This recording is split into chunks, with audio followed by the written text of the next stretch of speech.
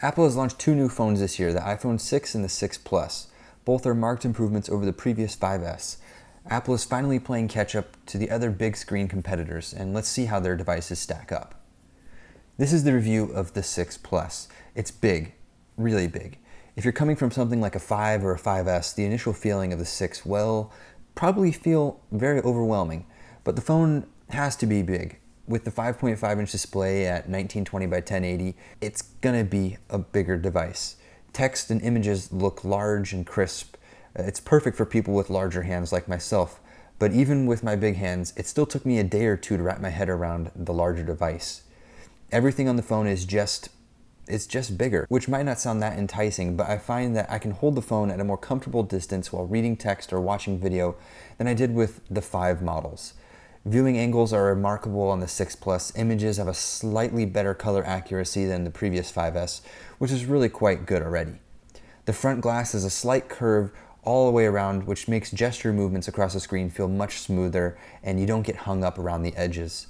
The overall design of the phone has the same feel, very smooth, which sometimes is kind of scary. The phone feels like it might just slip right out of your hand if you're moving your thumb across to get a different part of the screen.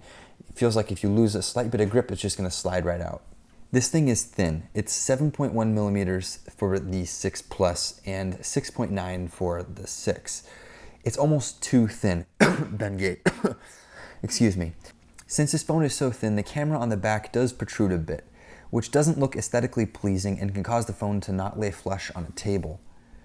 Speaking of aesthetically pleasing, the bands on the back are anything but that. The space gray model hides the bands just a little better than the silver and gold models, but still, it doesn't look very good.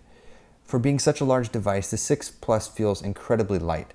It doesn't feel like it will be weighing down your pants if you forget to wear your belt or something like that. Power button has been moved from the top to the right-hand side, and all the buttons have a more clicky feel to them. Just like the 5S, this also has Touch ID, which will be gaining more functionality with iOS 8 and Apple Pay. The 6 Plus still sadly just has a bottom-facing speaker. The audio is decent, but nothing to write home about. On the inside of the phone, it's powered with an A8 chip, which provides better performance than last year's A7. It gets the job done. It's not too shabby for running games either. The M8 motion coprocessor is also inside, which uses the accelerometers, compasses, barometers, and gyroscopes to measure steps, elevation changes, and distances you travel. Battery life is a nice improvement. I've gone for over 2 days using standard usage and not needed to charge. The 6 Plus charges a little faster than I expected too, which is nice, and it also helps if you're using one of the 10-watt power supplies than the included ones. Though I do wish the 6 Plus had a larger battery. I wish that upon every phone. Even if it made the phone a little thicker, I think it's a sacrifice that almost everyone would be willing to make. At least make it as thick as the camera protrusion so that it's nice flush finish, and then you have a little more space to add a slightly larger battery. The camera is still an 8 megapixel shooter, but that isn't how quality the camera should be judged anymore. On the stills end, it's fantastic. I went on a trip without my DSLR and solely used the 6 Plus's camera, and the results were stunning. From a bright day to low light nights, this will have you covered.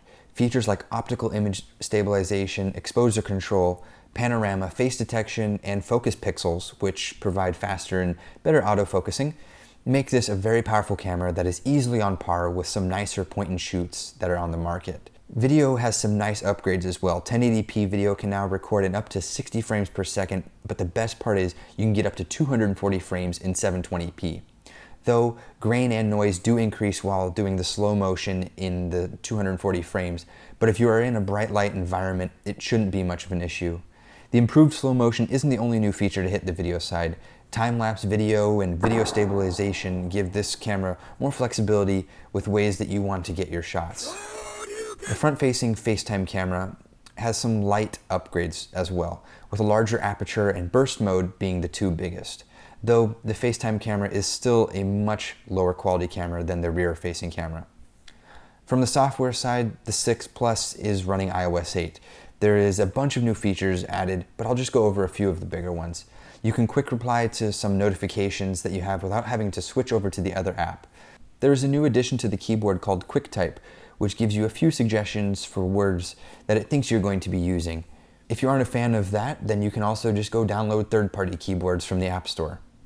Health is the new app that Apple is pushing, and it's going to be used in conjunction with their watch, and you can also use it with other devices that are already on the market or apps. It's basically a hub for fitness and health-related data.